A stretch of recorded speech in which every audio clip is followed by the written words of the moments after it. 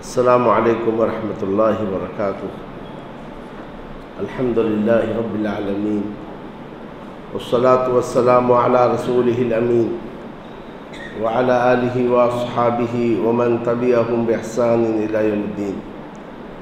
قال المؤلف رحمہ اللہ: باب الشفاعہ وقول اللہ تعالی: وأنذر به الذين يخافون أن يحشروا إلى ربهم ليس لهم من دونه ولي ولا شفيع، وقوله قل لله الشفاعة جميعا، وقوله من ذا الذي يشفع عنده إلا بإذنه، وقوله وكم من ملك في السماوات لا تغني شفاعتهم شيئا إلا من بعد أن يأذن الله لمن يشاء ويرضى، وقوله قل ادعوا الذين زعمتم من دون الله لا يملكون مثقال ذرة في السماوات ولا في الأرض وما لهم فيهما من شرك وما له منهم من ظهير ولا تنفع الشفاعة عنده إلا لمن أذن له۔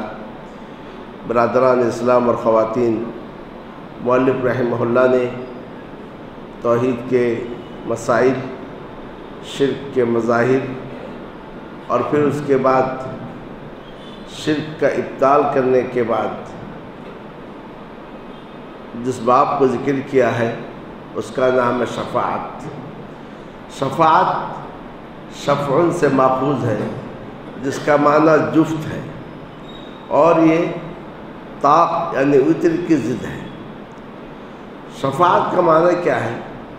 کسی غیر کے لیے واسطہ بننا، یعنی کسی کی اپنی ایک حاجت ہے، اس سلسلے میں وہ اکیلا کوشش کر رہا ہے، لیکن آپ اس کے ساتھ شریک ہو کے اس کے لیے واسطہ بن جاتے ہیں یا سفارش کرتے ہیں، تو گویا اس مسئلے میں اب وہ اکیلا نہیں رہا، دو آدمی ہو گئے۔ شفاعت کی دو قسمیں ہیں، ایک وہ قسم ہے جس کا تعلق دنیا سے ہے، دوسری وہ قسم ہے جس کا تعلق آخرت سے ہے۔ دنیا میں جو شفاعت ہے اس کی بھی دو قسم ہیں۔ پہلی قسم وہ ہے جو جائز ہے، دوسری قسم وہ ہے ناجائز ہے۔ دنیا کی جائز قسم کیا ہے کہ آپ کسی کو اس کا حق دلانے کے لیے سفارش کریں۔ ایک شخص کو اس کا حق مل نہیں رہا ہے تو آپ اس کے لیے سفارش کرتے ہیں، دوڑ دھوپ کرتے ہیں، کوشش کرتے ہیں، وہ بول نہیں سکتا، آپ بولتے ہیں، تو یہ جائز ہے، بلکہ اجر و ثواب کا باعث بھی ہے۔ حدیث شریف میں ہے، رسول اللہ صلی اللہ علیہ وسلم نے فرمایا: اشفعوا تؤجروا، تم سفارش کرو تمہیں اجر ملے گا۔ اور اللہ عز و جل نے فرمایا: من یشفع شفاعۃ حسنۃ، جو کسی کی اچھی شفاعت کرے گا اس کو بھی اس سے ایک حصہ ملے گا۔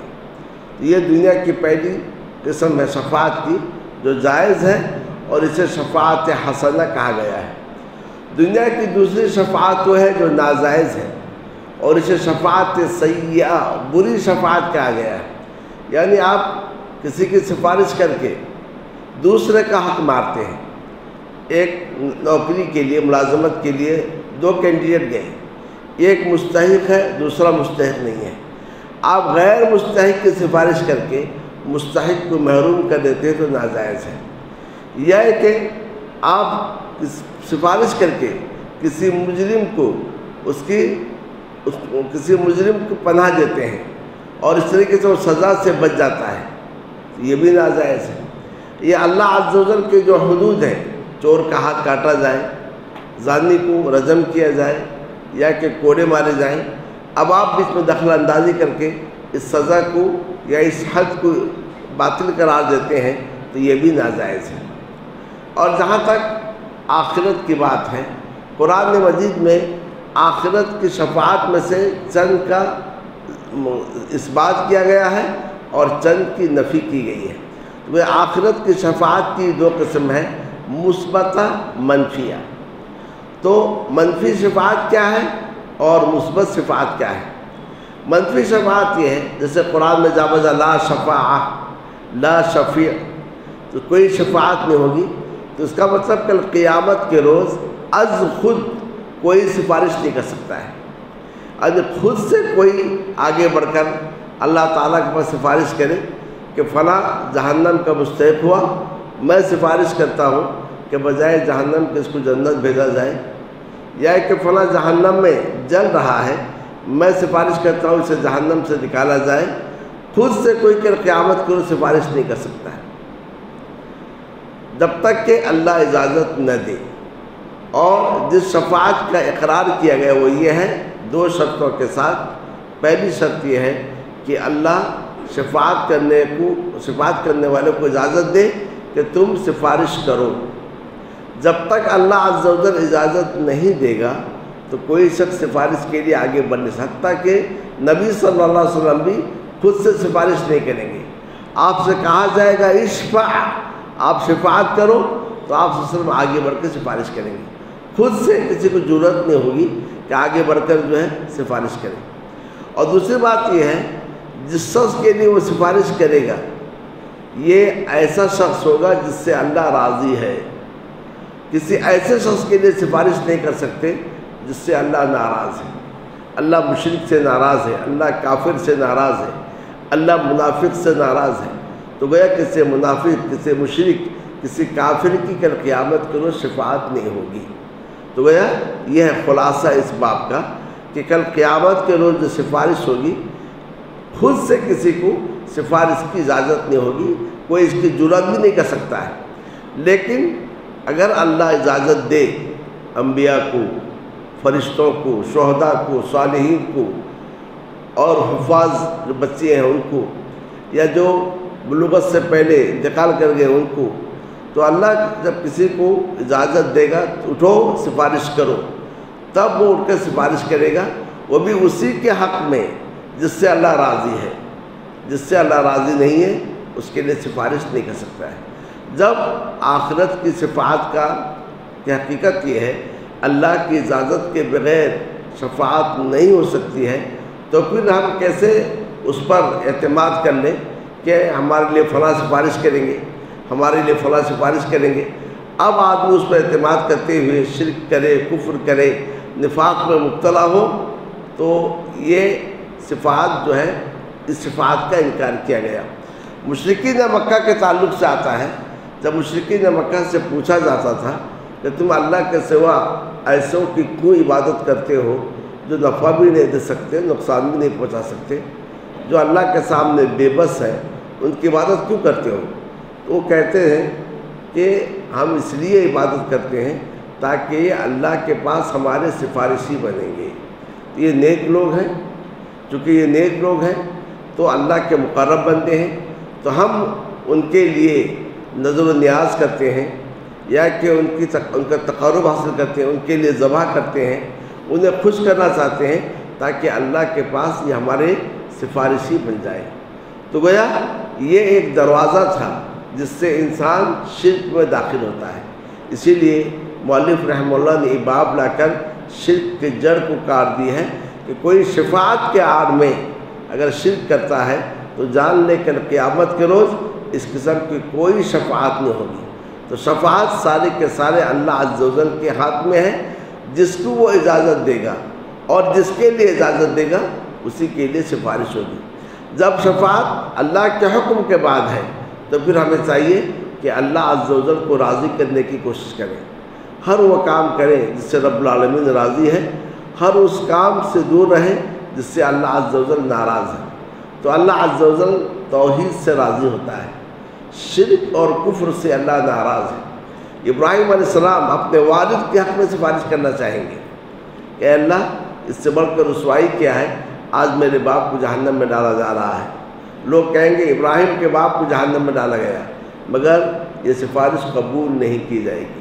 اور اس طریقے سے ابراہیم علیہ السلام سے کہا جائے گا اپنے نگاہ کو نیچے کرو، وہ اپنے نگاہ نیچے کریں گے، ان کے باپ کی شکل کو ایک گھناونے جانور کی شکل میں بدل دیا جائے گا اور گھسیٹ کے جہنم میں ڈال دیا جائے گا، کسی کو نہیں معلوم ہوگا کہ ابراہیم کے باپ ہے۔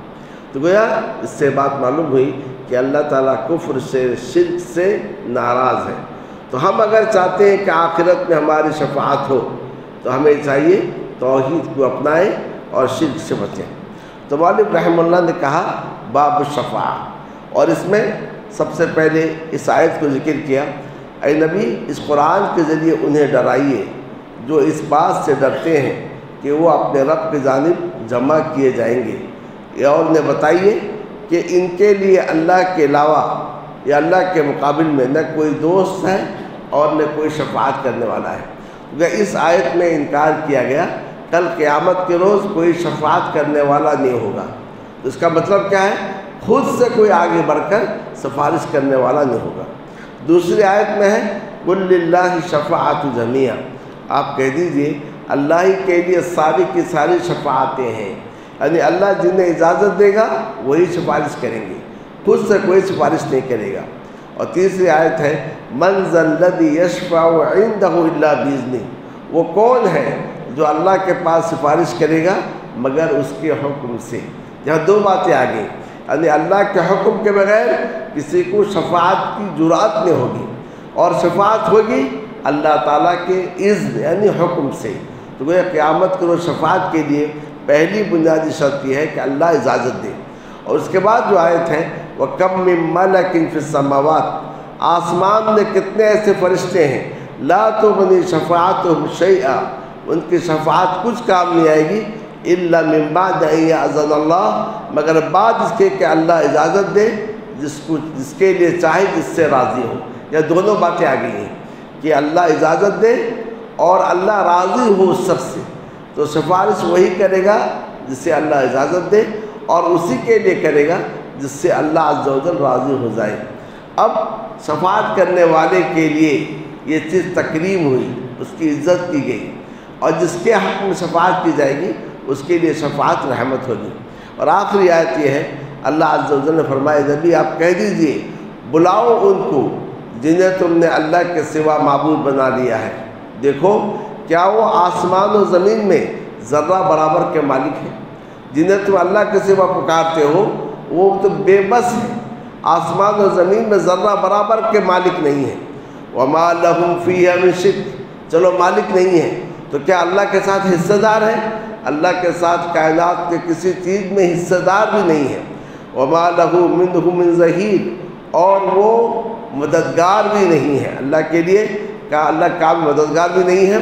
وَلَا تَنْفَعُ الشَّفَاعَةُ عِنْدَهُ إِلَّا لِمَنْ أَذِنَ لَهُ، اللہ کے پاس شفاعت کام نہیں آئے گی مگر اسی کے لیے جسے اللہ اجازت دے۔ تو وہ اس باب میں ان آیات کو ذکر کرنے کے بعد مؤلف رحمہ اللہ یہ ثابت کرنا چاہتے ہیں کہ شفاعت کے آڑ میں ہم جو ہے خود فریبی کا شکار ہو جائیں، شرک کرنے لگے، کفر کرنے لگے، اس سے شفاعت حاصل نہیں ہوگی۔ شفاعت اگر حاصل کرنا ہے تو ہمیں یہ چاہیے کہ توحید کو اپنائیں، شرک سے بچیں، اتباع سنت کو اپنائیں، اور ہر اس کام سے بچیں جس میں اللہ عز و جل کی ناراضگی ہے، تو اس سے انشاءاللہ ہمیں کل قیامت کے روز شفاعت حاصل ہوگی۔ تو کہ مشرکین مکہ شفاعت کے آڑ میں جو شرک کرتے تھے، غیروں کی پوجا کرتے تھے، پرستش کرتے تھے، اور کہتے تھے یہ ہماری سفارش ہوں گے، تو اس جڑ کو کاٹ دیا گیا ہے۔ یہاں ایک بات یاد رکھ لیں کہ کل قیامت کے روز سارے لوگ تو سفارش کریں گے جنہیں اللہ اجازت دے گا، فرشتے ہیں، انبیاء ہیں، شہداء ہیں، صالحین ہیں، یہ سارے حتیٰ کہ نیک اعمال بھی سفارش کریں گے، روزہ سفارش کرے گا، قرآن مجید سفارش کرے گا، سورہ بقرہ سورہ آل عمران سفارش کریں گے، یہ سارے تو سارے صدقہ بھی سفارش کرے گا، یہ سارے کے سارے سفارش کریں گے۔ لیکن یہاں ایک بات جو یاد رکھنے کی وہ یہ ہے کہ یہ سفارش تبھی ہوگی جب اللہ اجازت دے، جب تک اللہ اجازت نہیں دے تو اس وقت جو ہے سفارش نہیں ہوگی۔ مگر نبی صلی اللہ علیہ وسلم کے لیے چند خاص سفارشیں ہیں جو کسی اور کے لیے نہیں ہیں۔ ان میں سے یہ کی ہے کہ میدان محشر میں جب لوگ جمع ہو جائیں گے اور پسینے میں ڈوبے ہوئے ہوں گے اور کوئی فیصلہ نہیں ہو رہا ہوگا، لوگ پریشان رہیں گے، تو کہیں گے چلو آدم کے پاس جائیں گے۔ آدم جو ہے انسان اول ہے، اللہ نے اپنے ہاتھ سے انہیں پیدا کیا تھا، ابو البشر ہے، اور آدم علیہ السلام پر جا کر کہیں گے کہ آپ کے تو یہ فضائل ہیں، آپ سفارش کیجیے، اللہ فیصلہ کر دے۔ مگر آدم علیہ السلام اپنے گناہ کو یاد کریں گے، اپنے لغزش کو یاد کریں گے، کہیں گے جاؤ کسی اور کے پاس، نوح کے پاس جاؤ۔ نوح علیہ السلام بھی اپنی بے بسی کا اظہار کریں گے، کہیں گے نفسی نفسی، کسی اور کے پاس جاؤ۔ ابراہیم علیہ السلام کے پاس جائیں گے. ابراہیم علیہ السلام بھی اپنی بے بسی کا اظہار کریں گے کہ جاؤ موسیٰ کے پاس. پھر موسیٰ علیہ السلام بھیجیں گے عیسیٰ کے پاس, اور عیسیٰ علیہ السلام کہیں گے جاؤ محمد صلی اللہ علیہ وسلم کے پاس. سارے کے سارے لوگ اگلے اور پچھلے نبی صلی اللہ علیہ وسلم کے پاس آئیں گے. دیکھو ہماری کتنی بری حالت ہے, پسینے میں ڈوبے ہوئے ہیں, کرب کا عالم ہے, گھبراہٹ کا عالم ہے. اپنے رب سے کہیے کوئی فیصلہ کر دیا جائے. تب نبی صلی اللہ علیہ وسلم جائیں گے, عرش کے نیچے سجدے میں گر پڑیں گے, ایک مدت تک سجدے میں رہیں گے. فوراً سفارش نہیں کریں گے, اللہ تعالیٰ کی تعریف کرتے رہیں گے. ایک مدت کے بعد کہا جائے گا اے محمد اپنے سر کو اٹھاؤ, مانگو دیا جائے گا, اشفع تشفع, سفارش کرو تمہاری سفارش قبول کی جائے گی. تب نبی صلی اللہ علیہ وسلم سفارش کریں گے. اور اسی طریقے سے نبی صلی اللہ علیہ وسلم ان لوگوں کے لیے سفارش کریں گے کہ جو جنت میں ہوں گے اور ان کے درجات میں کچھ کمی ہوگی, اعمال میں کچھ کمی ہوگی, آپ صلی اللہ علیہ وسلم کی سفارش سے ان کے درجات بلند ہوں گے. اور ایسے ہی جنت کا دروازہ جو کھلے گا نبی صلی اللہ علیہ وسلم کی سفارش سے ہی جنت کا دروازہ کھلے گا. اور اس طریقے سے بہت سارے ایسے ہوں گے جن کے حق میں جہنم واجب ہوگا, آپ کی سفارش سے بغیر جہنم کو جنت میں داخل کیا جائے گا. اور اس طریقے سے بہت سارے ایسے ہوں گے جو جہنم میں رہیں گے اور آپ کی سفارش سے انہیں جہنم سے نکال کے جنت بھیجا جائے گا. اور ان دونوں چیزوں میں نبی صلی اللہ علیہ وسلم بھی کام کریں گے اور دیگر کو بھی اس کی اجازت دی جائے گی. الغرض کہنے کا مقصد یہ ہے کہ شفاعت پر تکیہ کرتے ہوئے انسان نیک اعمال کو چھوڑ دے, توحید کو چھوڑ دے اور شرک کرتا رہے اور کہے اگر آخرت میں عذاب ہے تو فلاں میری سفارش کریں گے, تو یہ ایک فریب نفس ہے, دھوکہ ہے, اس کی کوئی حقیقت نہیں ہے. اور اسی طریقے سے شفاعت کے باب میں شرک یوں بھی ہوتا ہے, ایک انسان کسی قبر کے پاس جاتا ہے اور قبر والے سے کہتا ہے آپ میرے لیے اللہ کے پاس سفارش کرو. اسے یہ نہیں معلوم کہ قبر والے اس کے بات سنتا ہے یا نہیں سنتا ہے. وہ خود جو قبر میں ہے وہ آپ کے دعا کا محتاج ہے, اور آپ جا کر اس سے کہیں کہ آپ میرے لیے سفارش کرو, تو گویا یہ بھی شرک ہے, قبر والے کو پکارنا ہے. تو یہاں خلاصہ باب یہ ہے, ہم اگر یہ چاہتے ہیں کل قیامت کے روز ہمیں نبیوں کی صالحین کے شفاعت مل جائے, اولاً شرک سے دور رہیں, توحید کو اپنائیں. اور دوسری بات اللہ تعالیٰ سے دعا کریں اے اللہ ہمیں اپنے نبی کے شفاعت عطا فرما, ہمیں صالحین کے شفاعت عطا فرما. تو اللہ تعالیٰ سے دعا کریں گے, بجائے خود توحید ہے. اور ایسے اعمال کریں جن میں نبی صلی اللہ علیہ وسلم نے شفاعت کا وعدہ کیا ہے, جیسا کہ اذان کے بعد کی دعا ہے. اذان اللہم رب ھذہ الدعوۃ التامہ اس دعا کے تعلق سے ہے. تو اس دعا میں نبی صلی اللہ علیہ وسلم کے لیے مقام محمود کی دعا کی گئی ہے, جو یہ دعا کرے گا اس کے لیے میری شفاعت حلال ہوگی. اور ایسے ہی ایک حدیث میں ہے جو کثرت سے درود پڑھتے ہیں ان کے لیے نبی صلی اللہ علیہ وسلم کی شفاعت حلال ہوگی. اور اسی طریقے سے یہ ہے کہ جو لا الہ الا اللہ اخلاص کے ساتھ کہے اس کے لیے بھی نبی صلی اللہ علیہ وسلم کی شفاعت ہوگی. گویا ان ساری چیزوں میں بنیادی چیز توحید ہے. انسان کو چاہیے توحید کو اپنائے اور شرک سے بچے. تو مالک رحمہ اللہ یہ باب لا کر اس شبہ کا ازالہ کرتے ہیں جس کے آڑ میں مشرکین شرک کیا کرتے تھے, اور آج بھی یہی چیز پائی جاتی ہے. تو اسی لیے ہمیں چاہیے کہ شفاعت کے نام سے دھوکے میں آ کر شرک وغیرہ نہ کریں, بلکہ شرک سے بچتے رہیں اور توحید کو اپناتے رہیں. اللہ رب العالمین سے دعا ہے کہ اللہ عز و جل ہم سبوں کو حسن توفیق عطا فرمائے اور توحید کے جو باریک باریک مسائل ہیں انہیں سمجھنے کی توفیق دے اور ان پر ثابت قدمی عطا فرمائے. برادر اسلام خواتین, آج رات سے اعتکاف شروع ہو چکا ہے. اعتکاف ایک بڑی عظیم عبادت ہے. اعتکاف کیسی عظیم عبادت ہے اس کا اندازہ اس سے لگا سکتے ہیں کہ اللہ رب العالمین نے جب اسماعیل اور ابراہیم باپ بیٹے دونوں کو کعبۃ اللہ کی تعمیر کا حکم دیا, تو کعبۃ اللہ کی تعمیر کا حکم دیتے ہوئے کہا کہ کعبۃ اللہ کی تعمیر کا جو مقصد ہے ان مقاصد میں ایک مقصد اعتکاف ہے. ان طہر بیتی للطائفین والعاکفین ورکع السجود, کہ میرے گھر کو پاک کرو طواف کرنے والوں کے لیے اور اعتکاف کرنے والوں کے لیے اور رکوع اور سجدہ کرنے والوں کے لیے. تو گویا اعتکاف اپنی جگہ بہت بڑی اور عظیم عبادت ہے. جنہیں اللہ عز و جل نے یہ توفیق عطا کی ہے تو انہیں چاہیے اعتکاف ویسا ہی کریں جیسا کہ اعتکاف کرنے کا حق ہے۔ لفظ اعتکاف عقوف سے ماخوذ ہے۔ عقوف کا معنی ہے کسی چیز سے چمٹ جانا، کسی چیز کو لازم پکڑ لینا یا اپنے آپ کو اس پر قید کر لینا، اس کو جو عقوف کہتے ہیں۔ جیسا کہ اللہ عز و جل نے مشرکین کے تعلق سے کہا ما هذه التماثیل التي انتم لها عاکفون، یہ کیا مجسمے ہیں جس سے تم چمٹے ہوئے بیٹھے ہوئے ہو۔ آپ مشرکین کو دیکھیں گے جو اپنے مجسموں کے ساتھ، مورتیوں کے ساتھ کیسے چمٹے ہوئے بیٹھتے ہیں، تو گویا وہ ان کی مجاوری کر رہے ہیں اور ان کے ساتھ اعتکاف کر رہے ہیں۔ تو اعتکاف کا مقصد یہ ہے کہ آپ چند روز کے لیے یا چند گھنٹوں کے لیے جو بھی آپ نے نیت کی ہے اس کے حساب سے آپ کیا کرتے ہیں کہ دنیا کے تمام تعلقات سے منقطع ہو کر اللہ عز و جل کی جانب متوجہ ہوتے ہیں۔ تو اللہ عز و جل کی جانب متوجہ ہونے کا مطلب کہ اللہ کا ذکر کریں، اللہ سے توبہ استغفار کریں، اللہ تعالیٰ سے دعا کریں اور نیک اعمال کے قرآن مجید پڑھیں۔ تو وہ آپ اپنے آپ کو نیک اعمال میں لگا دیتے ہیں، دنیاوی تعلقات سے قطع کرتے ہوئے۔ اب اگر انسان اعتکاف میں بیٹھ جاتا ہے اور بیٹھ کے سارے کے سارے دنیاوی مشاغل میں لگا ہوا ہے، اب بتائیے اعتکاف کا کیا فائدہ ہوتا ہے؟ اور خاص طور سے موبائل جب انسان کے ہاتھ میں رہتا ہے، ساری دنیا کا اس موبائل کے ذریعے سے چکر لگاتا رہتا ہے۔ اسی لیے ہمیں چاہیے کہ اس عبادت کو، یہ عبادت سنت ہے، ہم نے اسے اپنے اوپر لازم کر دیا ہے۔ جب ہم اس کو اپنے اوپر لازم کیے ہیں تو ہم اعتکاف کے حق کو ادا کرنے کی کوشش کریں، یعنی اعتکاف اس انداز سے کریں کہ واقعتاً ہم اپنے رب کی جانب متوجہ ہو رہے ہیں۔